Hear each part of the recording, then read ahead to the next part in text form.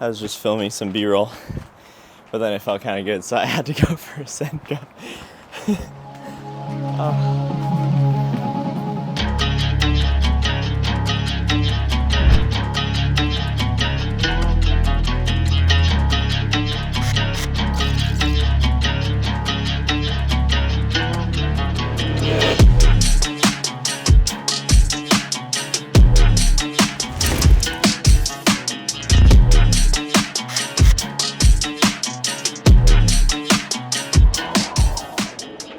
Hey, how's it going? My name is Bryce Markle-Amaral. I'm a competitive rock climber and just a random guy that likes making videos. So today my goal is to complete the climb Boo, which is a V10 on the Moonboard. This is the 2016 set, the best set, and I'm pretty excited about it. I've tried this climb a long time ago, like a few years ago. Now I'm just kind of coming back to it to see if I can get it. There's this really cool move on it that I'm super psyched about. So I'm just gonna be taking you through my projecting of it and see how it goes. Today is Christmas and I didn't have any plans and stuff, so this is not my moonboard, it's one of my buddies' moonboard, and I didn't ask if I could come over, but hopefully Ben, if you're watching this, it's cool. It's just in his backyard, so I couldn't think of a better gift to myself other than doing the thing that I love, which is climbing. So since the gyms are closed, I snuck over here. It's just me, so hopefully just have a fun session. This climb starts off on like a double undercling pinch thing. And you do this huge bicep move to a 3-finger pocket. And then after that, you foot hand match and go up to this kind of juggier pinch, but it's a Gaston, right? And then you're swapping feet and pivoting your hips and rotating and like rose moving. So you're facing the crowd a bit and grabbing the next hold with a left undercling. And then you're gonna release the foot and rotate around.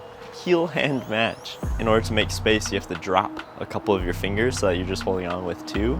You get a quick match to then bump that right hand up to this Gaston crimp.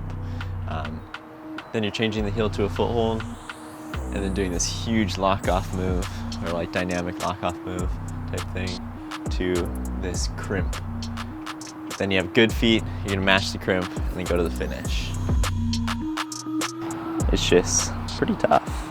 I'm gonna just project some of the moves.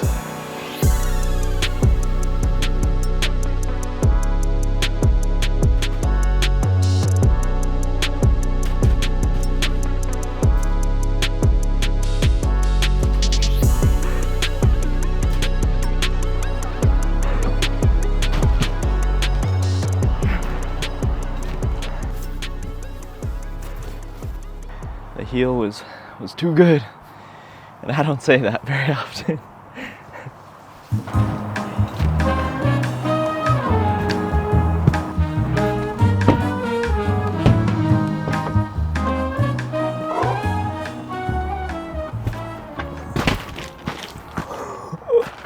Sick. That was the first time I stuck that. That's super cool. Damn, that's hard.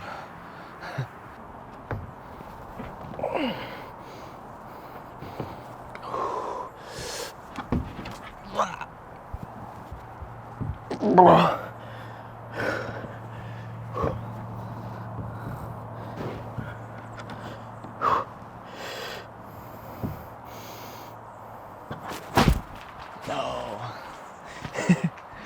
Oh, I'm psyched I stuck that though. That's sick. Oh. Whew.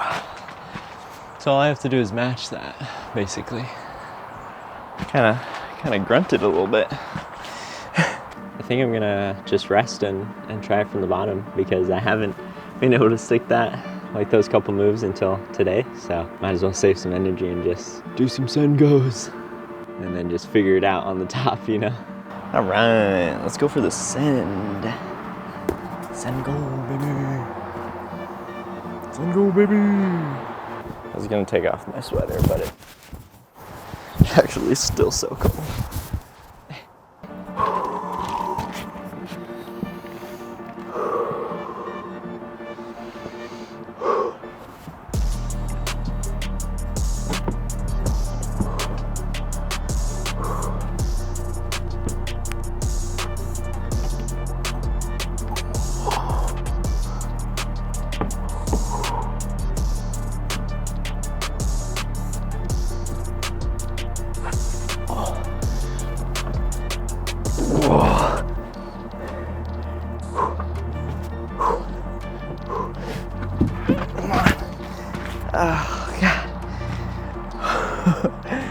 Oh, that was my best go yet. Sick. That is so difficult. It's just gonna be so sick sending it like that, you know? All right, I think I only have a few more burns in me because your boy is prone to injury. So I like to stop it early. I never used to be able to do the move with the spin or anything, which is cool. Even though I haven't finished the climb yet, I'm improving. So that's the main thing, you know? That's just what makes it exciting. That's how you learn. I think that's the cool thing about projecting. And I know I've met a lot of people who don't like projecting, and I actually really enjoy it. It does get frustrating, don't get me wrong, but I think trying to have a good mindset about it is super important. How you are doing on a climb that specific day doesn't have to be the determinant of your whole climbing career, your whole climbing skill and everything and your worth, right? So being able to just disconnect from that, projecting can be really fun. And especially when you break it down to each move, there's a lot that you can learn from it, you know? I encourage you, like, if you're falling on your project or something, like really think about the reasoning why you're falling, right? So if I break down mine, I can do most of the moves, right? But each time I fell, it was like, okay, maybe I wasn't engaging my bicep enough. Maybe I wasn't engaging the heel hook enough, or my foot and hips were in the wrong position, right? Just like overanalyze your climbing, so then you can just learn. So then it just helps you in the future, right? That's the whole thing. You want to just prepare yourself now, little steps, and then it all piece together for the end goal, right? For the goals in the future. Yeah, I think it's almost good that I didn't finish this climb, because then it would just be like, oh, he was projecting it or something. But yeah, I'm like actually projecting this thing, you know? It's pretty cool. I think that twist move is so sick. I kind of want to try it without the twist move, just that first part, to see if I can do it. So can I match this? Which I might actually not be able to.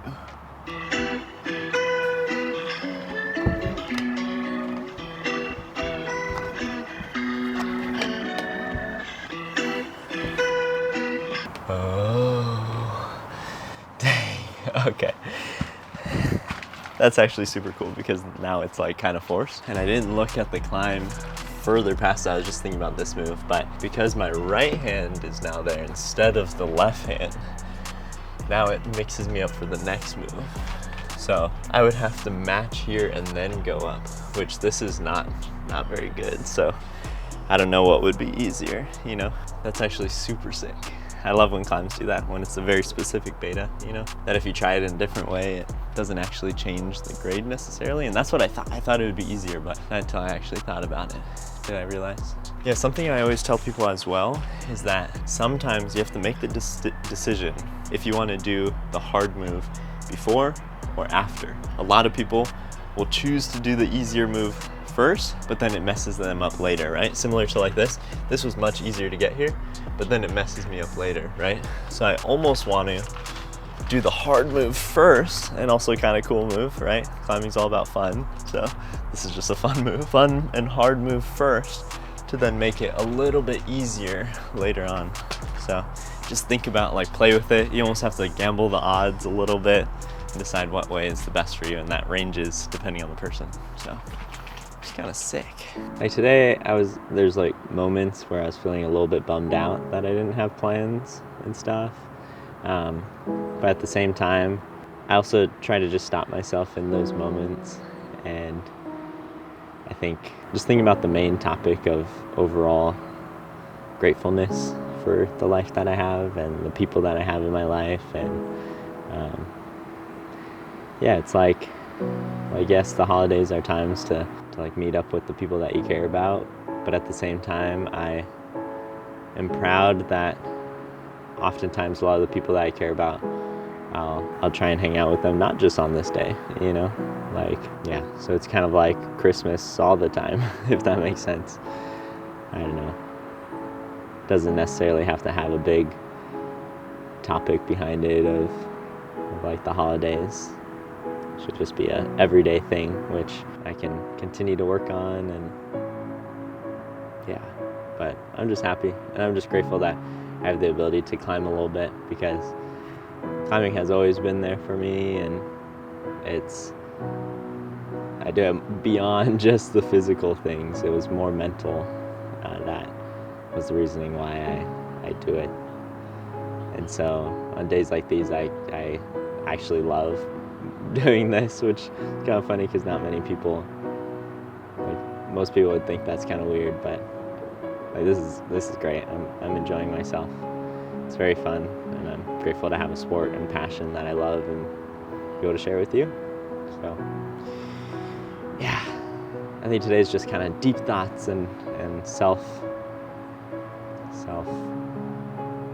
reflection.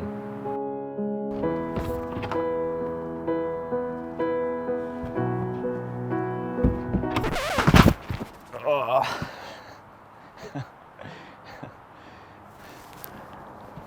Oh God.